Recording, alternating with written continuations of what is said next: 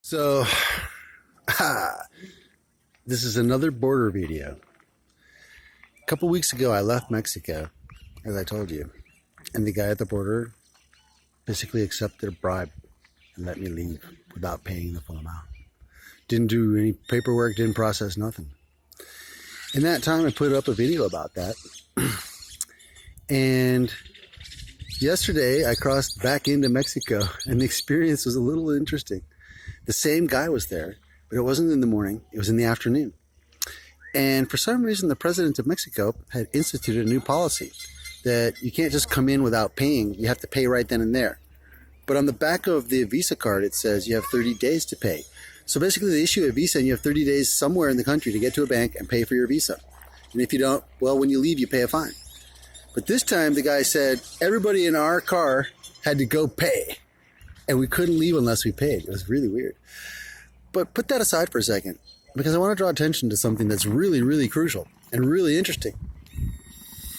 If I had wanted to, if I didn't go in a tour bus with a bunch of other gringos and pay to go from Panachel, which is another video I'll do about Panachel, Guatemala in a minute. If I hadn't paid to go in a tour bus from Panachel to San Cristobal de las Casas, and I just wanted to walk across the border by myself, let's say, like get to the Guatemalan side and like just walk across, there was no way, there's no border, there's no wall, there's no slats, there's nothing preventing me from actually just like physically walking out of Guatemala without getting a Guatemalan stamp. And there's nothing preventing me from actually just walking into Mexico and not checking. If I didn't want to, I didn't have to check in with immigration at all. I could have just walked into Mexico like I owned it and said, yeah, I'm here. And nobody would have stopped me. There's no border control at all, really. Like anybody could walk across the border without having to check in with any authorities, like as if they owned it, and nobody would ever stop. Now factor in right from that, that's the main border crossing.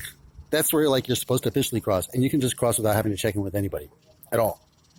Now, if you're really worried about it, about 50 yards on either side of that official border crossing, 50 yards, not more than 50 yards, it's jungle.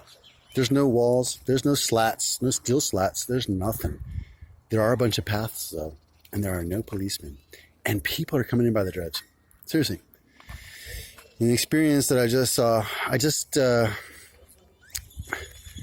the Mexican authorities are letting a huge caravan of people cross their country, and I just fed 17 of them.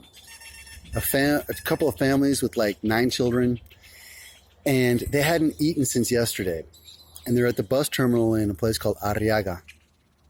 And so I took it upon myself to go buy them each a sandwich, a banana, and some water. Because the inhumaneness and the injustice that exists in this world is too much for me not to do that. And if Donald Trump or any of his stupid freaking buddies are watching this video at the government, they can know that their border plan and their immigration plan is full of crap. They're fucking shitty people. There's no need for a wall at our border. There's not a wall at the Mexican-Guatemalan border. There shouldn't be a border. We have McDonald's, Walmart, Pizza Hut, Carl's Jr., Coca-Cola, you name it. Everything that's in the United States is on this side too in Mexico.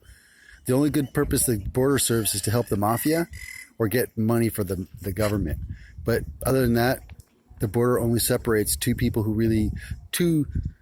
from two countries that really need to be together and work together.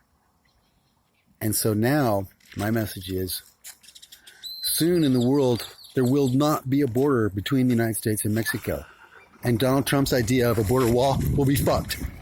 That's my bus, it's leaving. I gotta go, guys. So I will do the next video about Panachel, Guatemala, either in a couple hours or tomorrow, and you will see that Panachel is being ripped apart by religious extremism and by feminist extremism.